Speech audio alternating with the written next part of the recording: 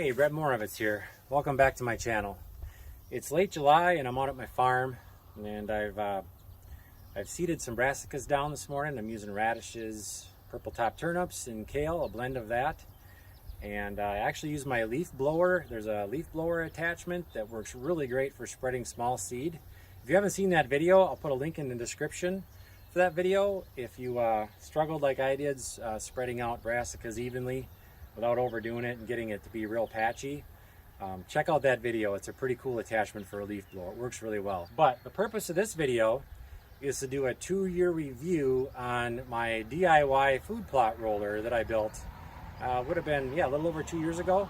I've gotten 2 full seasons of use with it, and I thought at this point it'd be a good time to do a review on it, show you the pros and cons, and what's held up great, what hasn't so much, and how it's been working out for me. So my roller was built with a 12-inch inside diameter dual wall culvert. The culvert was about 15 inches on the outside diameter. I might have misspoke in the actual video. Oh, speaking of, my DIY build video of this will also be linked in the description below. And I'll also have that as an end screen video that you can play next at the end of this video, the one where I actually build this. So back to the culvert. This was a dual wall culvert, and it actually had, a solid sleeve on the inside, and you have these hollow ribs. And what happened was exactly what I thought might happen after using it. So I've used this for 2 seasons. I've rolled a lot of things. I've probably rolled, I don't know, somewhere between 10 and 20 acres. I don't know how many miles that would be.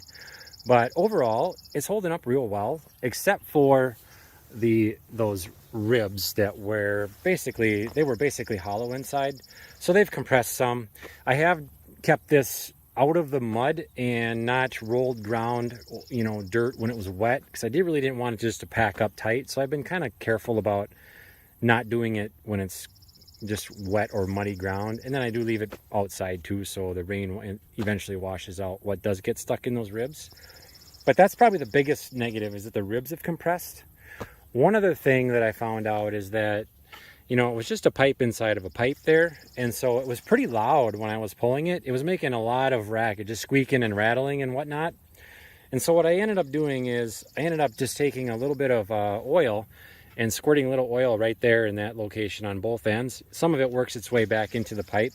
But what that did right away was quiet it down. It doesn't rattle and squeal as much when I'm pulling it. And when that's going on, I know for sure that it's creating friction, and there's metal, wearing on metal, which I knew it would be because it doesn't have bearings. But that really seemed to help solve the problem there. So whenever I hook it up to my wheeler and take it out, I just put a little bit of oil in the ends there, and that seems to take care of it pretty well.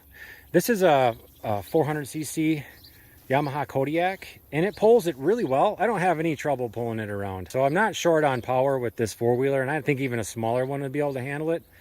I think I estimated that roller to be about 500 pounds in weight.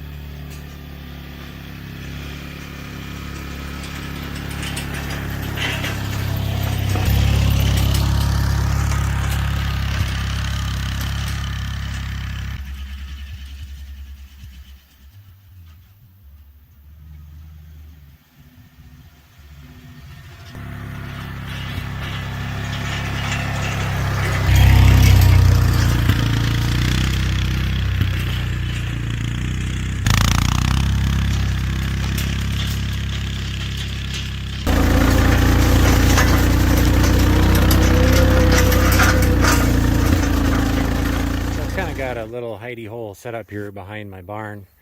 I ended up planting a 30-yard strip, maybe 40-yard strip of corn between this brassica food plot and the road. So there's this pretty good screen there made of corn. And then I'll have like it's maybe a quarter of an acre brassica food plot back here. I've got a stand and an oak tree back there. There's an apple tree along the field there.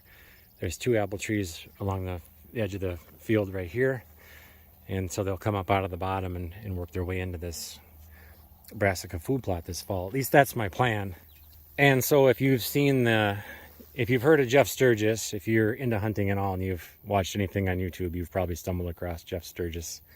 I'm using his method for seeding these brassicas this year. I've sprayed this twice already, and then I actually hit it again this morning before I spread my seed down and rolled it. So now the seed is just laying on top of the dirt here.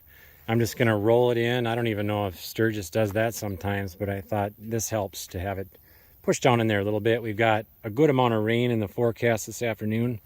So that's my plan, is just to get this all down just before the rain, push it in the ground a little bit, hope it sticks and hope it grows. I'm pretty excited to hunt this spot. I think it could be pretty good. Oh, there's a rifle box too. I have one of my Octagon deer blinds. If you haven't seen my how to build an Octagon deer blind, I also have a video of that. I'll put a link in the description for that as well. So, do I have any regrets with building this thing? And do I feel like it's not performed like I'd hoped? No, not at all. In fact, it probably does just as good, if not better, than I was thinking. If I had to change anything, I might change to a single wall culvert instead of a dual wall culvert. In fact, I've built a couple of them since then with just a single wall.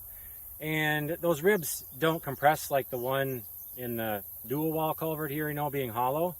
So it holds up better. Other than that, and it was a little bit tough to keep that single wall culvert straight when I was filling it with concrete because it's way more flexible. So as far as ease of build goes, the dual wall culvert was way easier.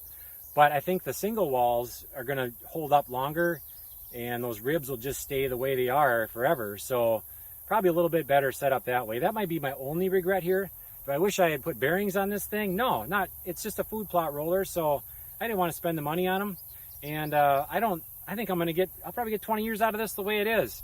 I'm just going to keep putting a little bit of oil in those locations. A person probably could get creative and put some grease fittings on there, Zerk fittings, but I just don't think it's necessary. I expect this to get a lot more use out of it. I mean, it's hardly showing anywhere now other than those compressed ribs. Yeah, so I don't think I'd really change a thing. I'm happy with the weight of it being around 500 pounds. It seems to do the job really well as far as compressing things like I'd hoped.